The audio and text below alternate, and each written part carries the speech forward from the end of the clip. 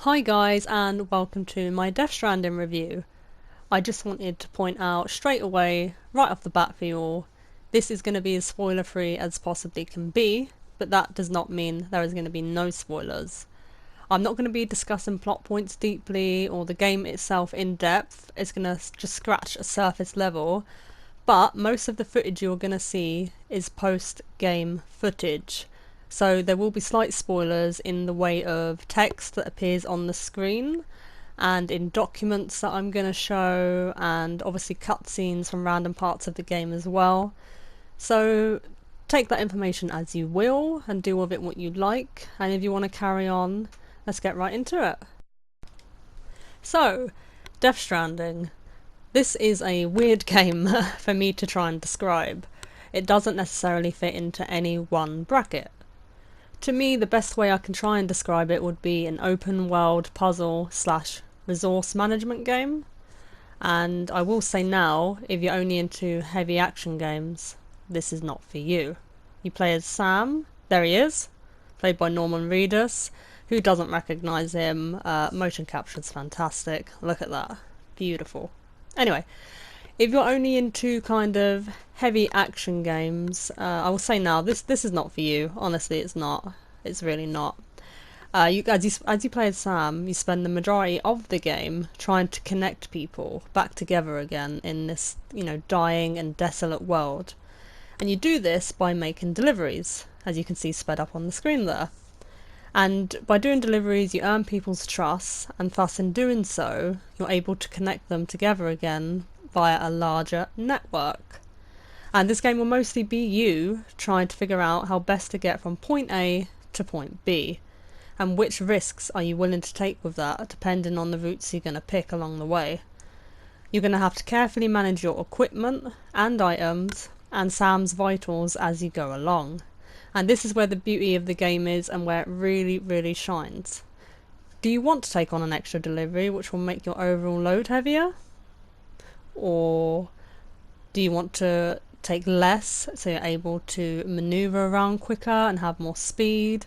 Do you want to take more deliveries, like I said, heavier load, but then it's going to be harder for you to maneuver? But if you manage to hit all the top criteria, you level up more, get more progress. Or do you want to just take the one lighter delivery, but know you'll be able to meet the criteria and get more progress than if you did 2 big deliveries, but they got damaged on the way?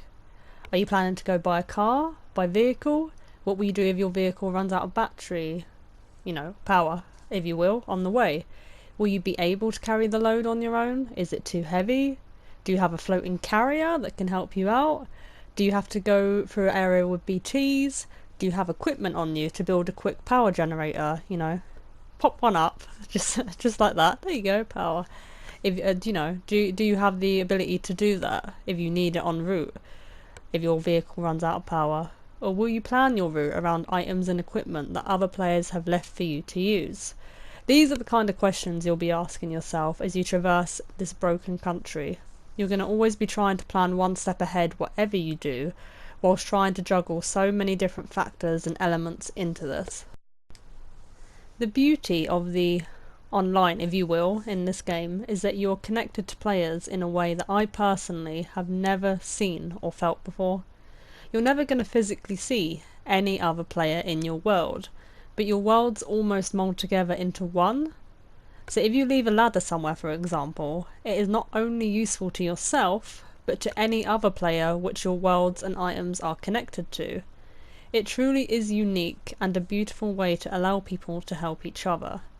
There is a great satisfaction you get in knowing that something you built has been respected and helpful to others, which you become aware of by receiving likes. Kind of think of similar to Facebook. It's that kind of a vibe. It's almost better than the fact that the item has helped yourself out in the first place, the knowing that you're creating something to be helpful for hopefully everyone who comes across it. Likewise, it's not just structures you can leave for others, but even signs which can act as a warning to others, or a plea to help if you're short on materials for something you're trying to build. They almost act as your own footprint on the world for others to see. Similar in a way to Dark Souls, with the way of communication, but very limited. So it's still up to the player who comes across this information to trust it or not trust it, to heed the warning to their advantage and let it help them maneuver around. If they want to help you, delivering materials that you might be short of, it's up to them. If they need that, are they willing to make that sacrifice? Do they need this thing built as much as you do? Do they want to be selfless and help out? But in the end, I think it's all going to benefit everyone. I think that's the point of this. Everything you build can be helpful to everyone, and I love that about this.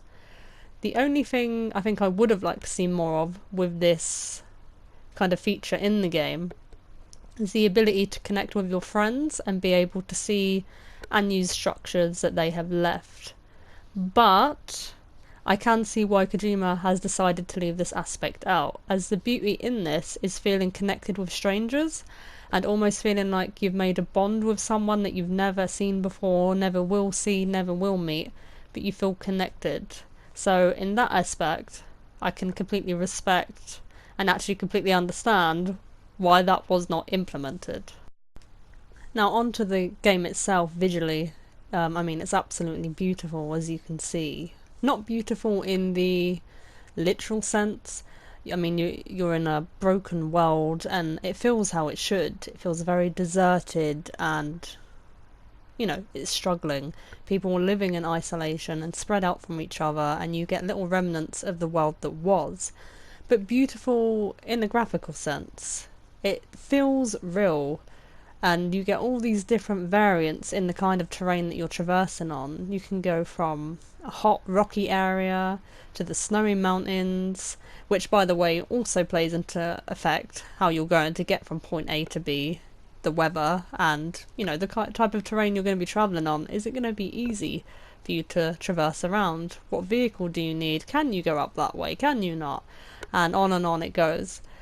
But the world itself is beautiful visually, as you can see on all these bits of footage.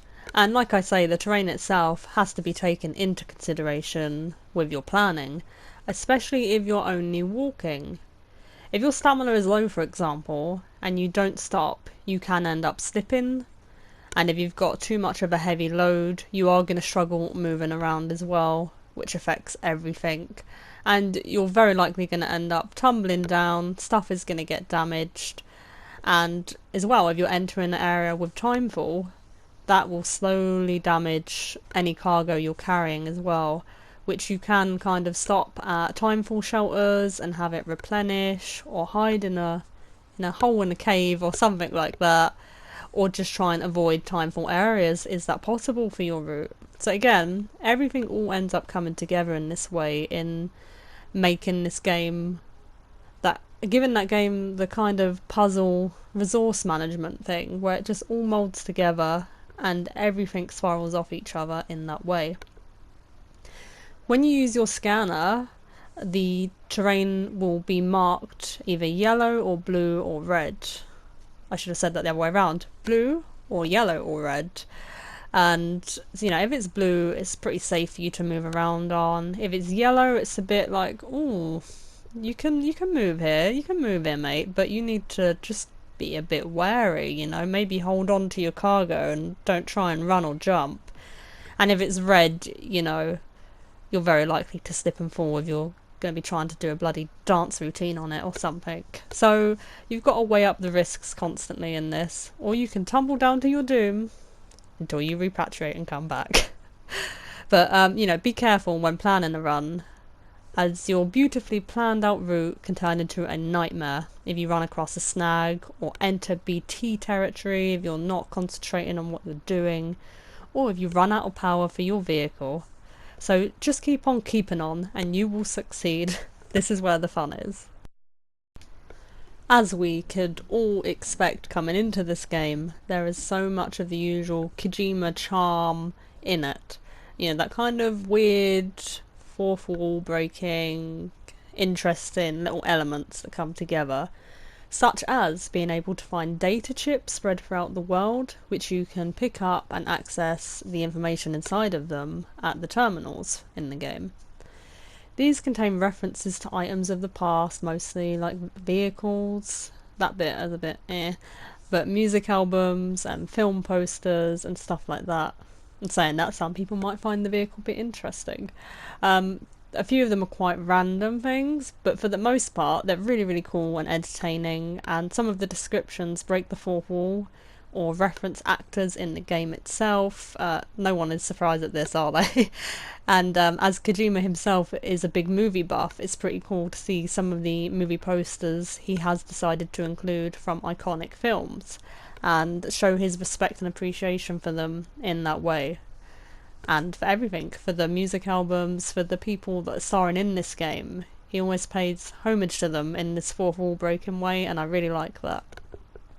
And likewise, there are some really interesting items for Sam to deliver that you can pick up in the game, such as a PlayStation console. The game has that weird but wonderful Kojima vibe in so many ways, such as an unlockable otter hat that helps you when you're in water. I am very serious about this.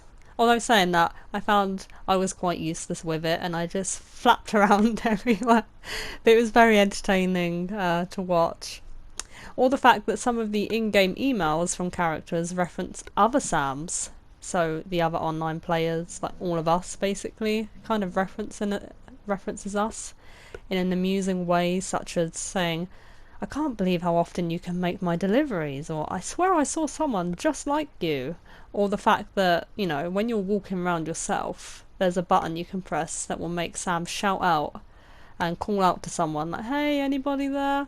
Sometimes you won't get a reply, but sometimes you will hear yourself, really, the other Sams in the world, shout back, which is really, really cool. And I love that about this. Sam will often break the fourth wall, actually, especially when he's resting in his room, which I really enjoy. In fact, it's so weird and entertaining, I'm just gonna let some couple little clips play of that right now.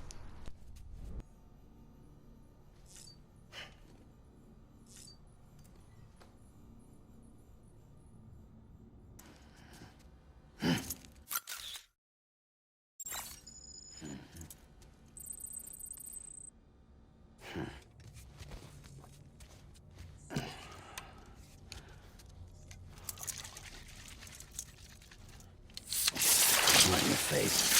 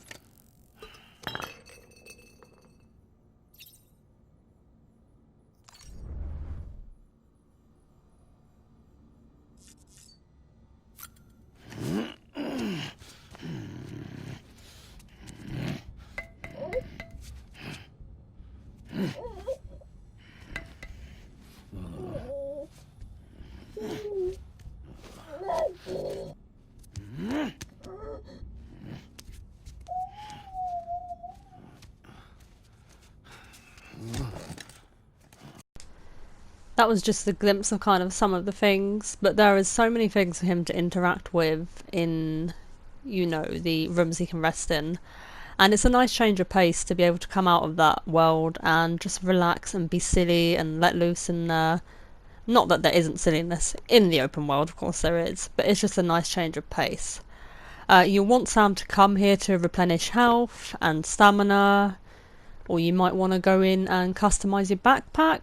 You can change its colour, add little accessories to it, craft items that can be helpful, might give you more stability, maybe an extra battery pack. Again, all plays into that resource management kind of theme, because there's only so much space on your little backpack.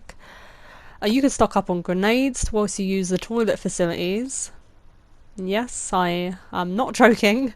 You get certain different grenades that do different things using like your feces, it's gross to say that word, or urine or whatever, or your shower water.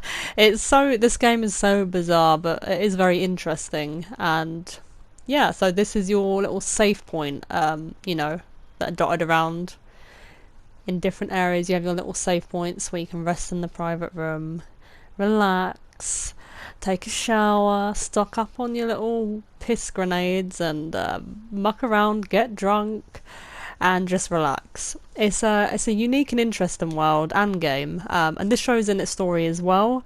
There's so many weird elements. Especially there's loads of product placement as well, like monster cans or referencing Norman Reedus' show, which again adds to this whole bizarre mixture that this game really is.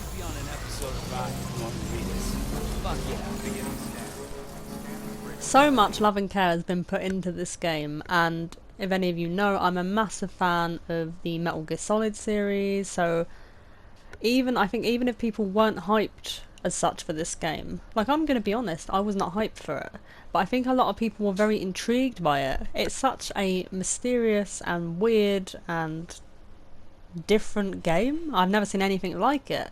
And I just want to say thank you to the Kojima Productions team for putting, like I said, so much care and love into it.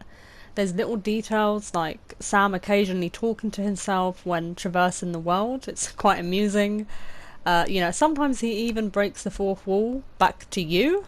Like, he'll say something to you that makes you think, oh, yeah, I'm being an idiot right now.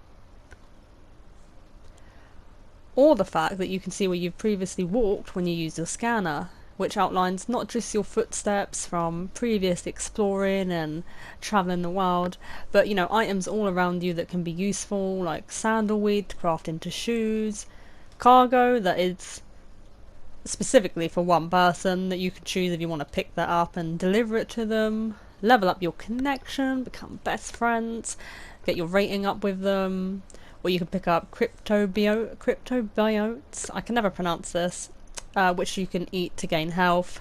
They are really weird and bizarre. And, materials you can pick up, you can use them to craft items and build structures, and, so on and so forth. You're going to want all eyes on your surroundings basically at all times because of all the love and care that has been put into this world. You want to be on the lookout for things that can aid you in this quest. You might even want to be on the lookout for data chips, which will uncover more information about the world that has been. And you might get lost in the world exploring and just soak it all up, wanting to just check out the entire place. Speaking of which, of course the game doesn't give you access to many things at the beginning, like most games, and it has a very, very slow start. I will say, like I said at the beginning, this whole game is pretty slow. It's not a heavy action, fast-paced game. It's a very slow development. But I do recommend to anyone just pushing through at the beginning to get to chapter 3 as quick as you can, rather than getting lost at the beginning, doing all these side deliveries and getting swept away in that new gaming, exploring rush that you normally get. As when you push to this point of chapter 3, the game will open up much more in many different ways. The more you explore the story and level up facilities, the more you are going to unlock, and eventually you'll be able to craft really useful and interesting items such as zip lines, which make the world of difference, especially endgame if you're going for the platinum. These were personally my favourite things to come across in my world that other players had built that, kind of flowed through to mine, as it allowed me to build my zipline network, but using some of their other people's structures and zip lines in between my own, and truly made me feel connected and so appreciative of the things others had left, because you can only build a certain amount. It's not limitless. You only have a certain amount of bandwidth that you can use, and so other people's stuff is so important, and sometimes it worked out well, sometimes it didn't, because it's all random what comes through. But it really, like I said, makes you so appreciative of things others had left. And it really does make you feel like you want to connect with others as much as possible and praise them by sending them likes or warn them of any dangers. And I love that aspect of the game so much. And it sounds weird as well, but there's kind of an addictiveness to it sometimes. Like, there's people in the game called mules, and the whole, I don't want to go too deep with it, like I said at the beginning, but they're addicted to making deliveries, and at first I think that is bloody stupid. But then part of me got that my bug myself. I was like, I want to make this delivery. Can I make that? Can I do that? It's just so weird. It's such a gem, this game. I think it's a lot. This game is a very much love or hate it. But I can guarantee you probably haven't played anything else like this, so it's worth at least checking out and pushing through to chapter 3 where it opens up more and just see how you're feeling with it. Which leads me on to the story. Like I said so many times, I'm not going in depth with it. Like, I am talking a bit about gameplay elements, but I don't want to spoil the story. So I will say I really enjoyed the story elements and all the themes that Kojima has weaved together. It explores what isolation feels like and does to people, survival, how important it is to connect with others, dealing with death and losing loved ones, and the way we humans are destroying the planet and can push each other apart, and how awful it is to divide people when we should be coming together. And it makes you feel that, like, in the way of the connection it gives you to the other players. Kojima's very much saying, let's all come together, look how good it is when we come together. And he's mastered that. It comes across so well. This game is very wacky, as I think anyone expected, even from the trailers. It's so weird, it had so many crazy things thrown in. I personally think the ending could have been wrapped up a little bit better. Not the very end, but the end, if that makes sense. That there was basically a point where the credits were rolling. You'd have to run around for a bit, and this was boring. I'm not gonna lie to you, it was boring. To trigger another little cutscene or an in-game animation, if you will, explaining some things, and then rinse, repeat, just to give you a bit more of story exposure near the end and explanations. But this got really, really tedious. And in the same vein, as much as I absolutely loved the game and the gameplay, I will admit that I personally had moments of frustration with it and would take a break for a bit. This is when I hit the post-game funk and I decided to go for Platinum. And so the game took me about 42 hours to beat, and I think that's about average. I think my brother spent about 40 hours, and he mostly, I believe, stuck to the story, not too much side stuff. I did do some side things, but not all of them. So I think you're looking at around 40 hours, if that's of any interest to anyone listening. But it took me personally 103 hours to get the Platinum. And most of that time getting the Platinum was just spent trying to level up different facilities and collecting data chips I had missed. Because obviously, you do come across some randomly yourself, or if you're purposely looking for them, because you do get little tidbits of information regarding them. But I found the leveling up the facilities the most frustrating, especially, I believe it was Lake Knot City.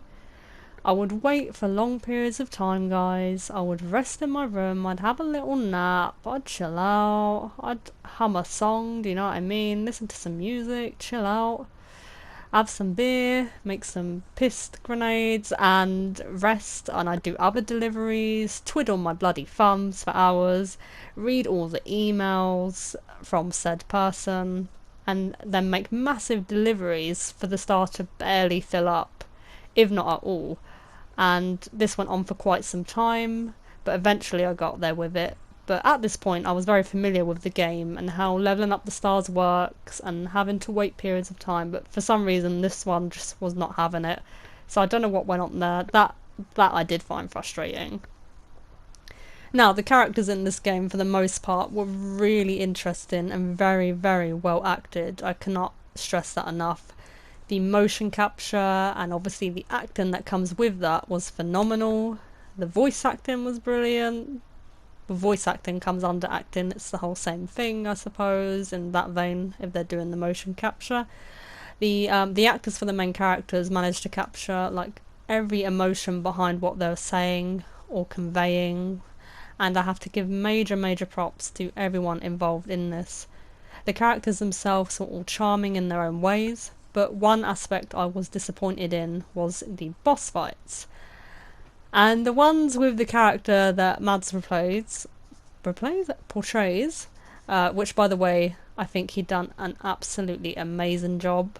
I loved his story in this, and for me, he was the most intriguing character of anyone by miles. But his boss fights felt very, very repetitive, which was disappointing. I would have liked a bit more variety in the battles against him, although I will admit I did love the settings that all these fights took place in. But every kind of battle felt the same, just moved to a new location. There's not too much more I can go in with this. You know, that it is what it is. There is a couple other boss fights which are different and they're cool, but I just would have liked a little bit more variety because the characters were so interesting. The motion capture is amongst the best I've ever seen, and it really does make you feel that these characters are real, and then pulls you in more with their story and wanting to learn more. The other main enemy, as such, in this game is the BTs, which stands for Beached Things, I believe, which I'm sure you're all familiar with whether you have or have not played this game. They're a very interesting concept, and you know, the more you learn about them, they become even more interesting. But I will admit, I was very, very scared the first couple of times I come across them in areas, which is the whole point of them. But this did fade very quick within the game, as they become very easy to deal with, and they almost end up becoming not anything to fear, but like another puzzle element rather than an enemy.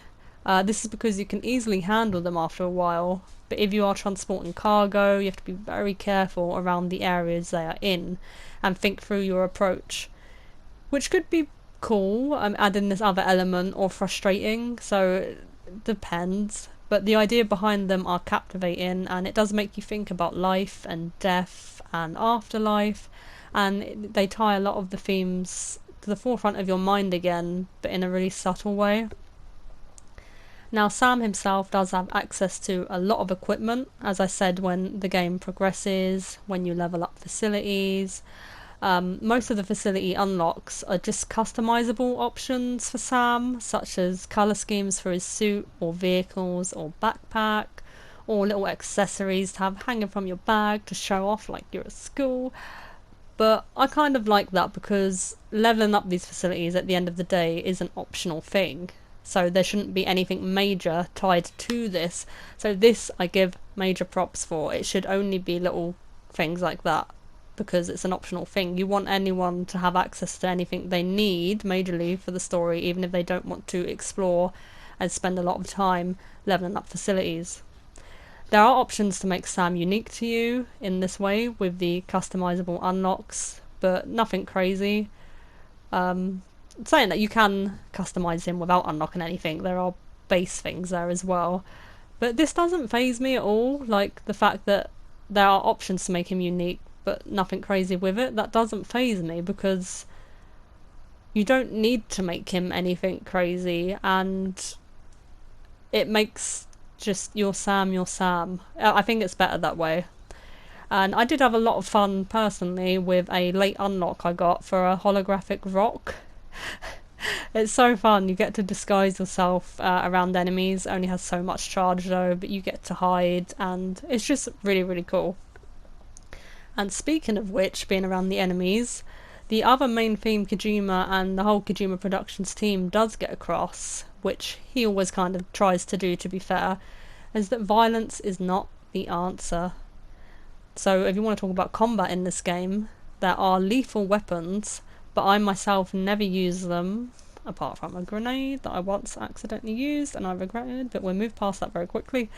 It punishes you for going the lethal way, but not in a literal sense, but you can't just literally kill someone and walk off. In this game, your actions have consequences, which is going to make you want to rethink that if you are someone that normally goes in lethally. Thankfully I'm not. I do like to do a kind of stealth approach, non-lethal, so that worked out well for me, but that's just something to bear in mind, and I like that Kojima has implemented that. Combat is not a big thing in this game, it's only in certain little areas, so again, like I said, if you're into like heavy combat, wanted to get into lots of fights, this isn't the game for you.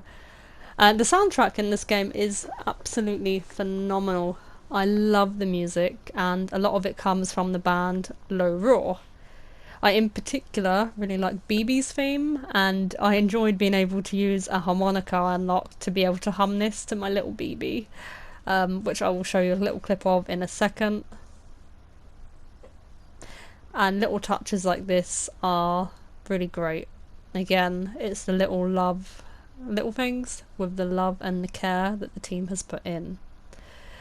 The music is paced out quite nicely, although I wish there was a bit more of it as I enjoyed it so much, but I suppose that adds to the feeling of isolation in the game.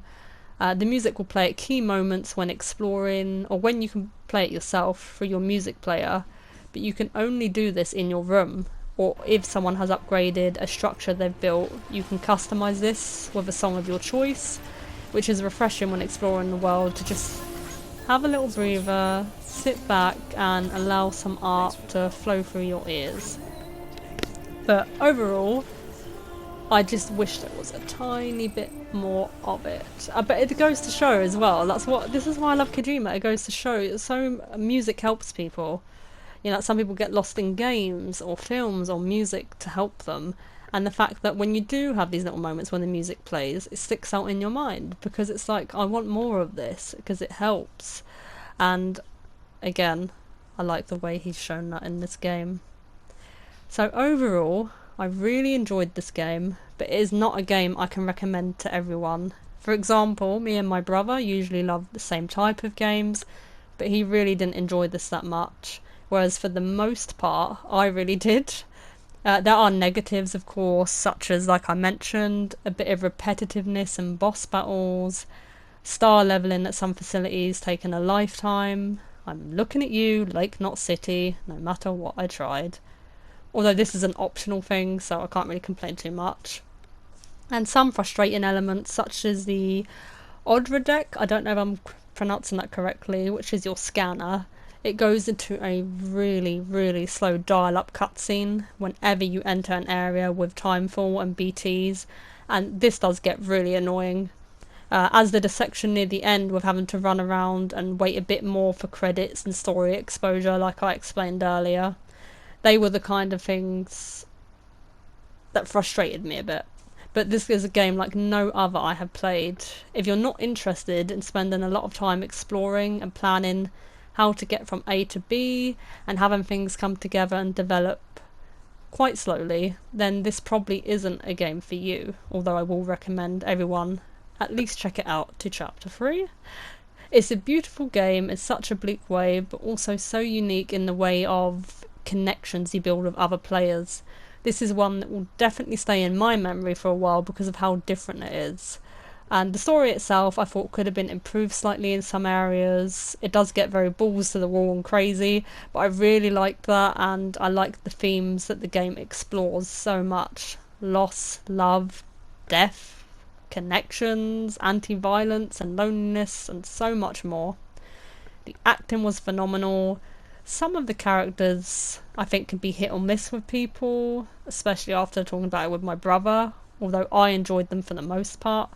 And the little weird things the game does, I always look forward to. The unique and cool gadgets, the fourth wall breaks, and everything else really, really ties this into such a unique package. The game runs so smoothly for me. If you bear in mind I spent 103 hours trying to get the platinum, I only had 2 times where I had a bit of a bug or a glitch out. So that's all I can say about that. It just runs so well. So much care has been put into it, and you can truly tell it's a Kojima game in every way, from the themes and elements and crazy things in the gameplay. And if you don't enjoy a slow burner of a game or not too much action, then this isn't for you. But otherwise, like I say, play to chapter 3 and see how you feel about it. Thank you to everyone at Kojima Productions for giving me and others such a unique experience and way to connect with others, and for getting this message across. Enjoy, guys! Well, enjoy it. At least while it lasts.